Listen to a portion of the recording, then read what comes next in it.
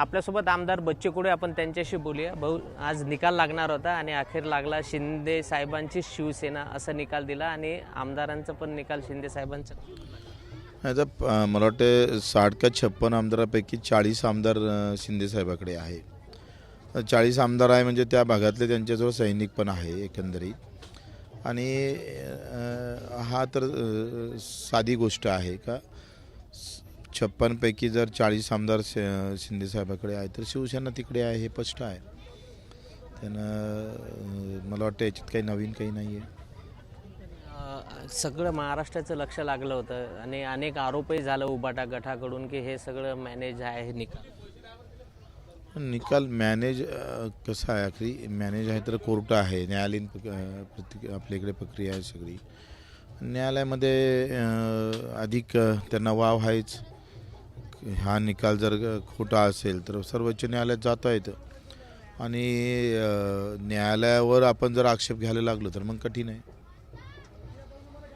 तुम्ही कसं पाहता या संपूर्ण कारण तुम्ही स्वतः शिंदे साहेबांच्या सोबत गेले होते।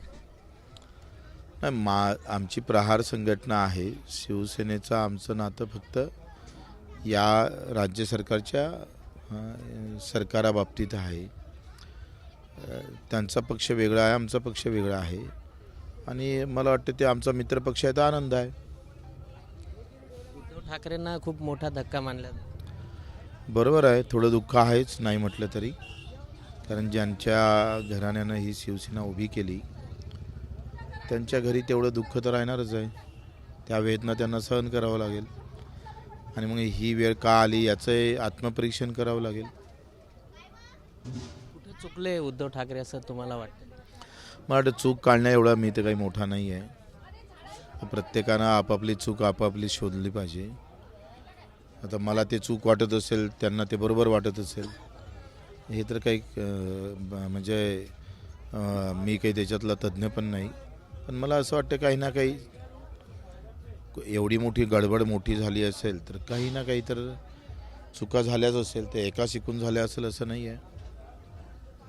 एकंदर पाहिला आता लोकसभेचं निवडणूक आहे, त्याचा आता संपूर्णकडे प्रचार सुरू झाला आहे आणि पक्ष शिवसेनेचा आणि एकनाथ शिंदेंचाच आहे असं निकाल दिला आणि आमदार पण त्यांचेच आहे। आता शिवसेना जे धनुष्यबाण आहे ते आता एकनाथ शिंदेकडेच राहणार, आता उबाटाकडे नाही। तर तुम्ही कसं पाहता आता निवडणूक? धनुष्यबाण आता शिवसेनेकडे राहील म्हणजे शिंदे साहेबाकडे राहील आणि मूळ शिवसेना भाजप युती आता खऱ्या अर्थानं म्हणजे जर आपण पाहिलं का ज्या विचारानं तुटली त्या विचारानं तर ते जुळणार भाजपसोबत। धनुष्यबाण कसं आहे, आखरी चिन्हापेक्षाही तुम्हाला आखरी तुम्ही तुमचं कर्तृत्व करून दाखवावं लागतं। असं नाही आहे बॅनर भेटला आणि चिन्ह भेटलं म्हणजे माणसं निवडून येतं, तो जमाना गेला। आता तुम्हाला कर्तृत्व सिद्धच करावं लागेल। हे होते आमदार बच्चू कडू, ज्यांनी आजच्या निकालावर सविस्तर प्रतिक्रिया एबीपी माझाला दिली। कॅमेरामॅन अमोल देशमुखचा प्रणय निर्बाण, एबीपी माझा, अमरावती। एबीपी माझा, उघडा डोळे बघा नीट।